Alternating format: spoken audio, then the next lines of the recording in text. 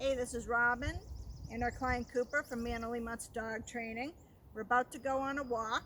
I want to show you some things about treat training. So when you're treat training or luring a dog, he already knows it.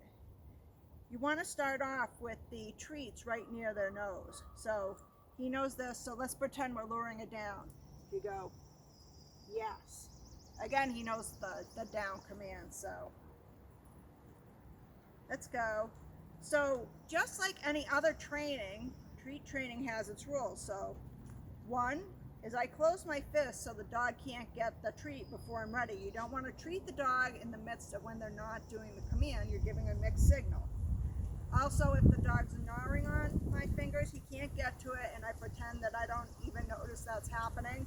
And the moment they stop, the hand opens up. So this is called positive reinforcement. We're increasing the behavior or performance we want by giving them something to treat. So sit. Yes.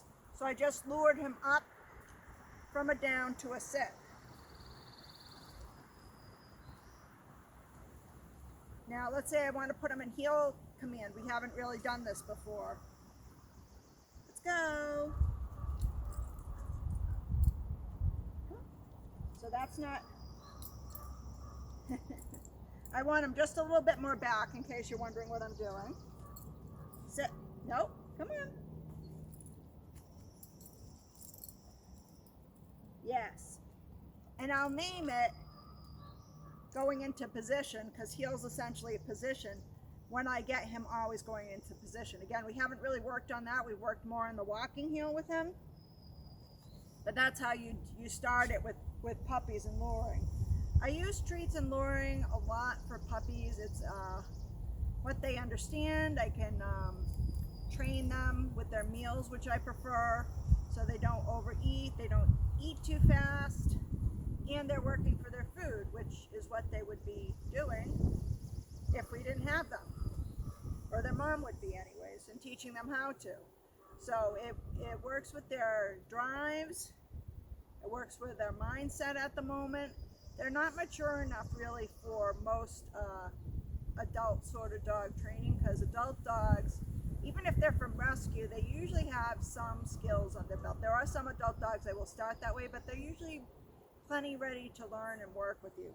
Whereas puppies, their heads all over, oh, a new leaf, and everything's new, every bug that comes your way, every new dandelion is new and interesting to a puppy. So the best way to get their mind off the new and interesting stuff is to offer off food as a reward for good performance.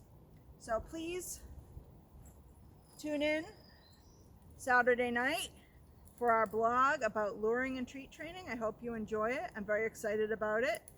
I'm really trying to put content out there so that beginning dog owners or dog owners with new dogs understand something of the dog training process, what they should be looking for, whether they need help or not, whether they're going to do it on their own. It's good to have an understanding of this so that you don't give up and think it's an impossible job, because it really isn't. There are plenty of other rules after this that go along with treat training, and using that as a base to go forward. So the work isn't done once you figure out how to lure your dog into position.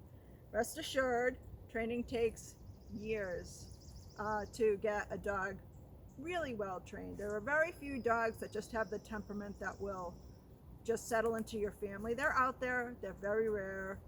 I've seen maybe 2 or 3 in my lifetime. And I've seen a family have all their dogs well behaved, even though not trained, but they were doing their own training. They just didn't realize it in some form or fashion. And that's fine.